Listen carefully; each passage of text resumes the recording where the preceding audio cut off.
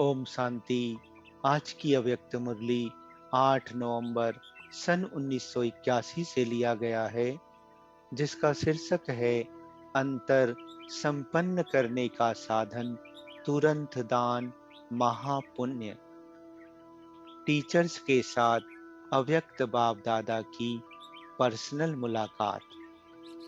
सेवाधारी अमृत वेले से लेकर रात तक सेवा की स्टेज पर हो।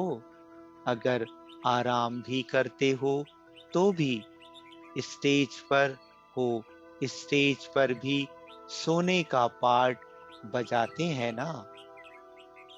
सबकी नजर होती है कि कैसे सोए हुए हैं।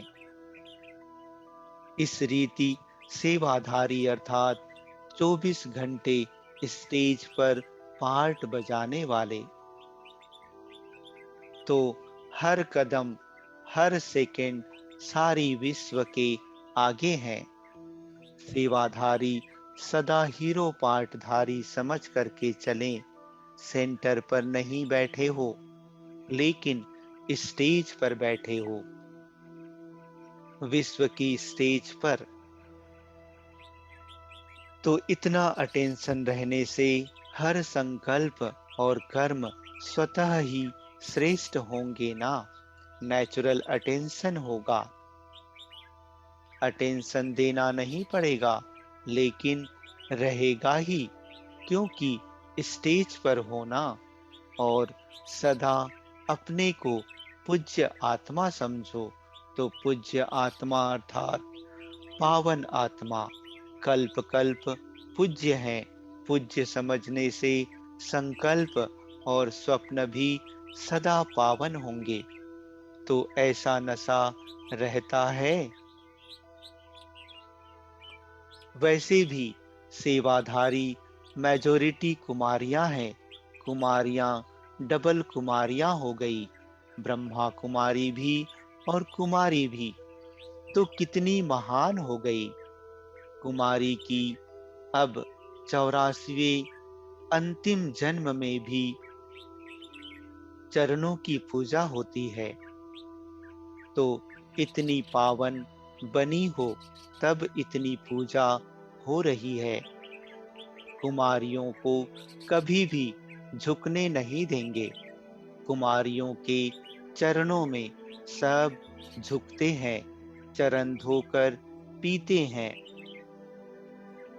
तो वह कौन सी कुमारियां हैं? ब्रह्मा कुमारियां हैं ना। तो सेवाधारी ऐसी श्रेष्ठ आत्माएं हो। किसकी पूजा हो रही है? आप लोगों की। गीत भी है ना। पूजा होती है घर घर में, इसलिए बोलो हमारी पूजा होती है। बाप दादा भी देखो नमस्ते करते हैं ना। तो इतनी पूज्य हो, तब तो बाप भी नमस्ते करते हैं। इसी स्मृति स्वरूप में रहने से सदा वृद्धि होती रहेगी, अपनी भी और सेवा की भी। सब विघ्न खत्म हो जाएंगे। इसी स्मृति में सब विशेषताएं भरी हैं। अच्छा, पार्टियों से अव्यक्त बाप दादा की मुलाकात। पहली पार्टी, जीवन की अनेक समस्याओं का हल, तीर्थ स्थान की स्मृति, भाग्य विधाता की भूमि पर पहुंचना, यह भी बहुत बड़ा भाग्य है। यह कोई खाली स्थान नहीं है, महान तीर्थ स्थान है। वैसे भी भक्ति मार्ग में मानते हैं कि तीर्थ स्थान पर जाने से पाप खत्म हो जाते हैं। लेकिन कब होते हैं, कैसे होते हैं, यह जानते नहीं हैं। इस समय तुम बच्चे अनुभव करते हो कि इस महान तीर्थ स्थान पर आने से पुण्य आत्मा बन जाते हैं। यह तीर्थ स्थान की स्मृति जीवन की अनेक समस्याओं से पार ले जाएगी। यह स्मृति भी एक तावीज का काम करेगी। जब भी याद करेगा तो यहाँ के वातावरण की शांति और सुख आपके जीवन में इमर्ज हो जाएगा। तो पुण्य आत्मा हो गए ना। इस धरनी पर आना भी भाग्य की निशानी है। इसलिए बहुत बहुत भाग्यशाली हो। अब भाग्यशाली तो बन गए, लेकिन सौभाग्यशाली बनना व पद्मा पदम भाग्यशाली बनना, यह आपके हाथ में है। बाप ने भाग्यशाली बना दिया। यही भाग्य समय प्रति समय सहयोग देता रहेगा। कोई भी बात हो तो मधुबन में बुद्धि से पहुंच जाना। फिर सुख और शांति के झूले में झूलने का अनुभव करेंगे। अच्छा,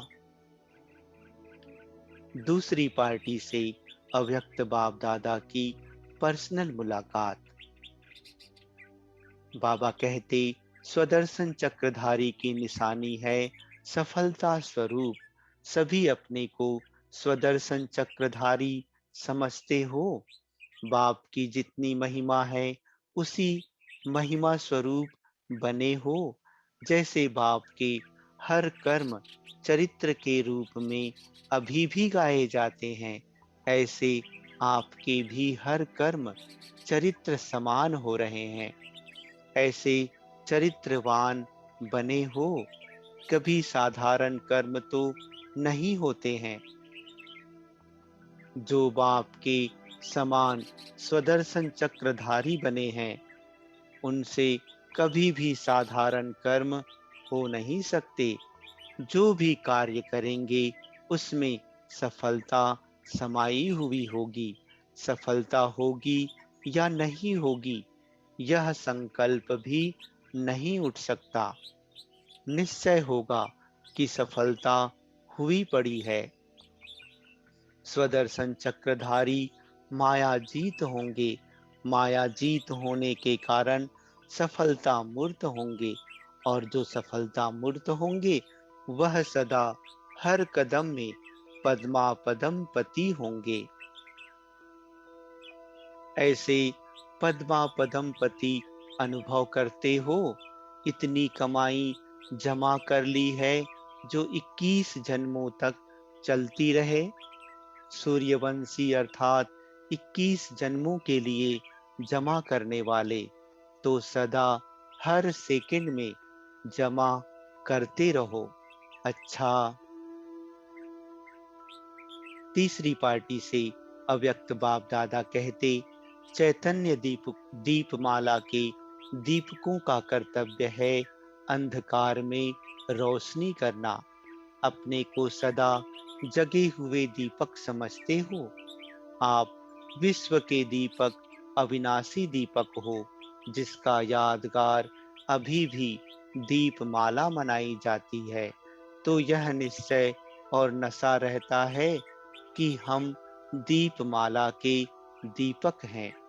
अभी तक आपकी माला कितनी सिमरन करते रहते हैं। क्यों सिमरन करते हैं? क्योंकि अंधकार को रोशन करने वाले बने हो। स्वयं को ऐसे सदा जगे हुए दीपक अनुभव करो, टिमटिमाने वाले नहीं।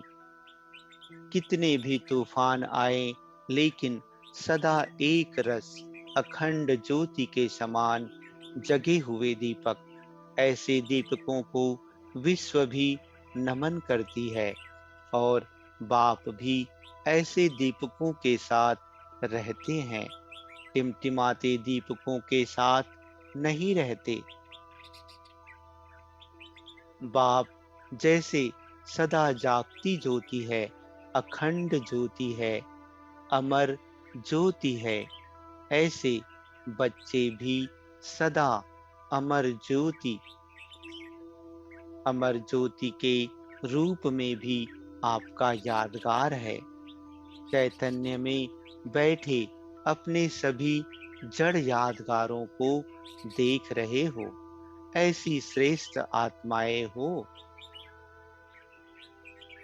अच्छा, ओम शांति।